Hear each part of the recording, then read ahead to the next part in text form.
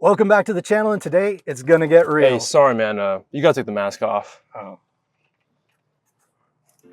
The algorithm has spoken and you hate the intro, so we're skipping it. However, my CFI requested we clarify the scope of these videos, so instead, here's a fun disclaimer. These videos are edited to keep the story moving, and that can remove critical context. The instruction given was specifically tailored for my own progress as a student pilot and should not be taken as a substitute for your own instruction. This video is for educational purposes only. See that little plane in the corner? That's what makes it fun.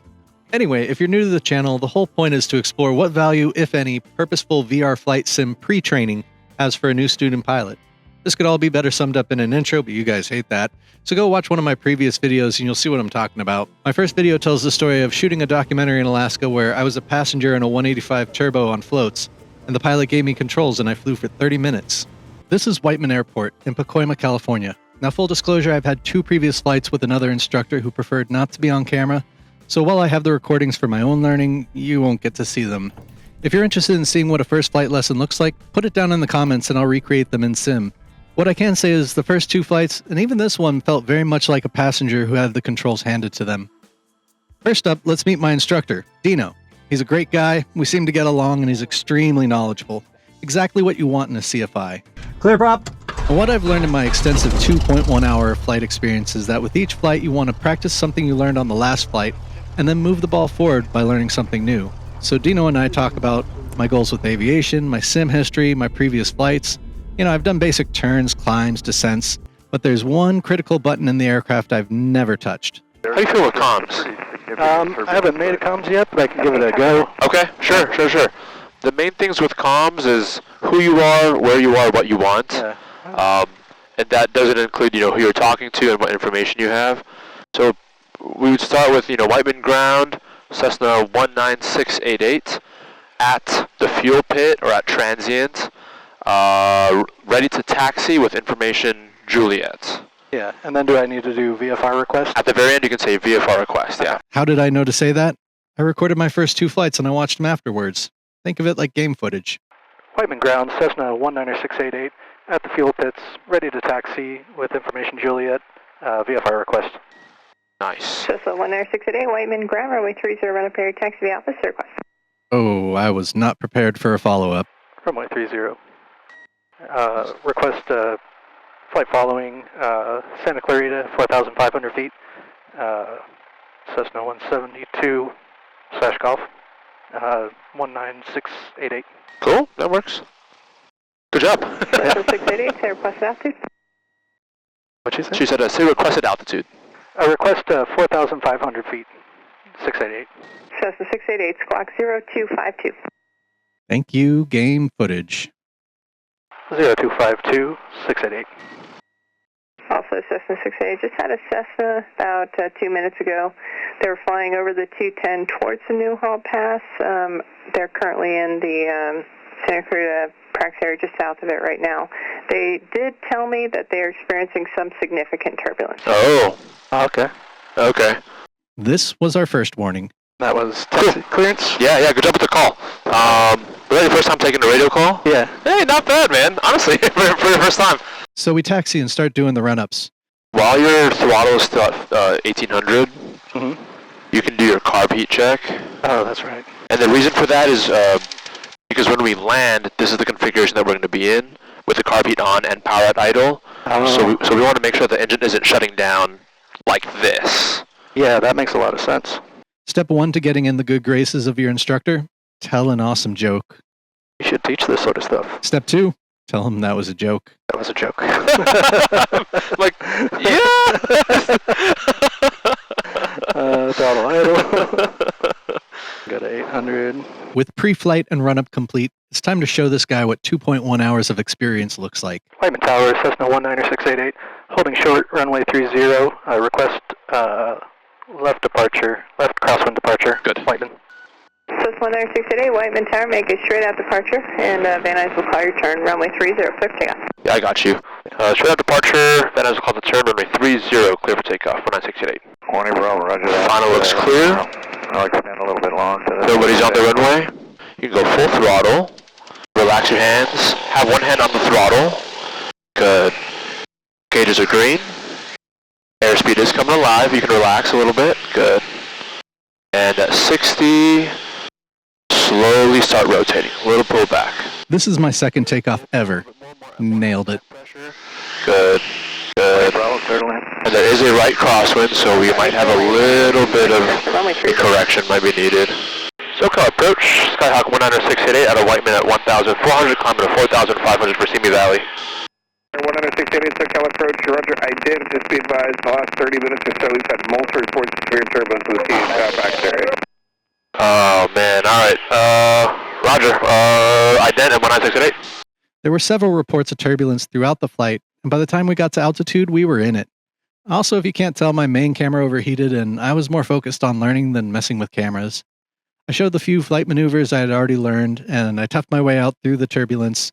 But after just 15 minutes, Dino made a wise call. I think we should head back. I think it's not that I feel uncomfortable, but I think it's a little too much. It's a little distracting, frankly. It is. And I don't think it's worth it.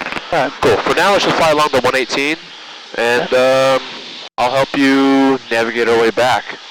I reflected on this moment after the flight, wondering, should I have made this call earlier? I had studied the ADM section of the PHAC closely, but face-to-face with a real call to make, had I succumbed to machismo, one of the 5 hazardous attitudes? Perhaps. And it taught me the real-world feelings behind the simplistic hazardous thoughts antidotes framework the book teaches are actually complex and camouflaged. We talked about the turbulence a few times during the flight, and mostly it went like this. How are you feeling?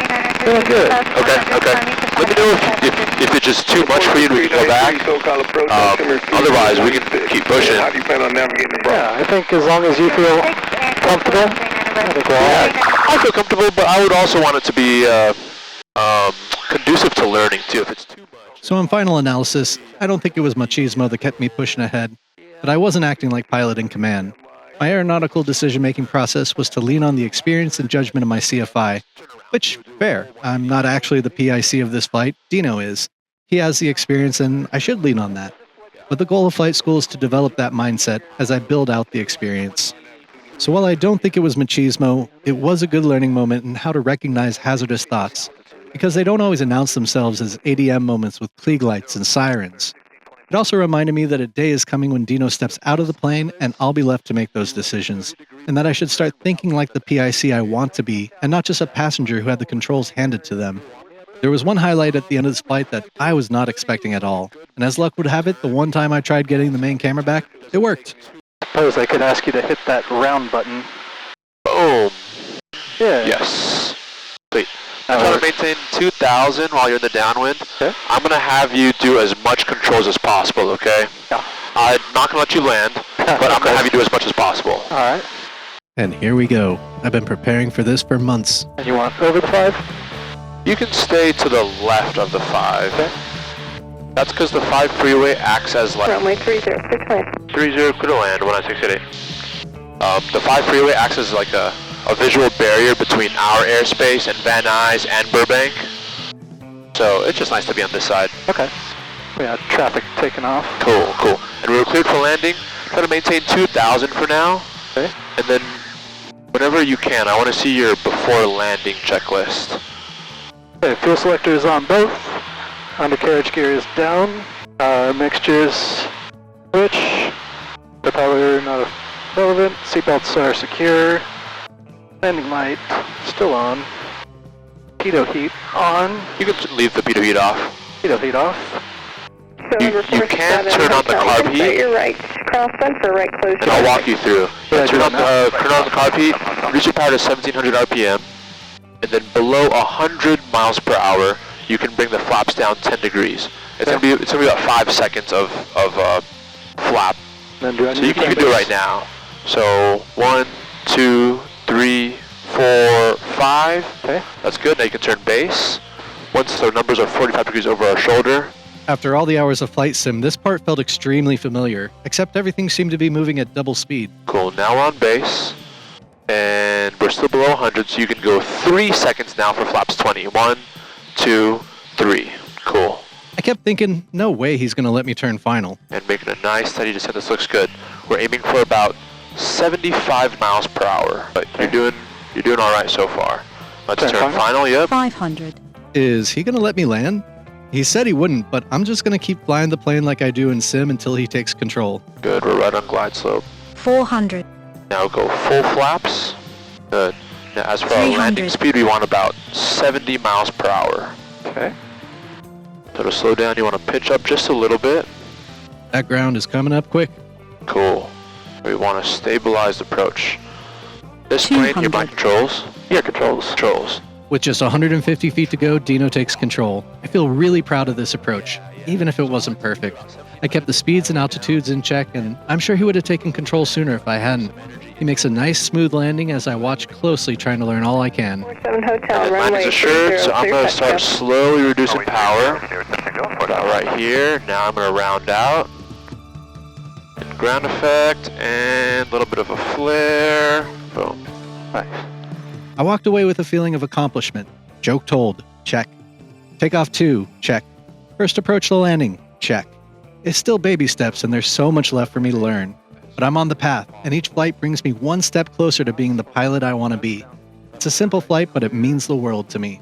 I want the entire plane completely past those old short markings, and let's do an after landing checklist. If you like seeing what an early flight looks like for a new student pilot, hit that like and subscribe button. Flaps up. Here you go. This channel is going to document every step of the way, going from a VR flight sim enthusiast to a certified private pilot. And once there, I'm going after my instrument and multi-engine rating, complex and high-performance endorsements. Heck, I might even train to be a certified flight instructor like Dino.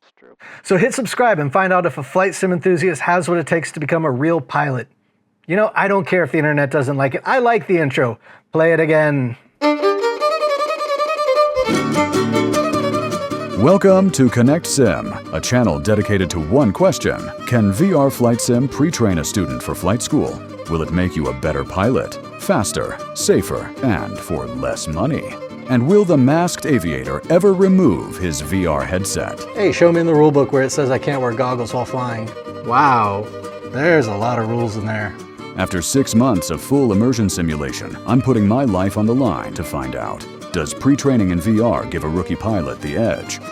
Or have I just doomed my poor CFI to an overconfident student with a head full of bad habits? Strap in, hit subscribe as we push the limits of pilot training On Connect Sim.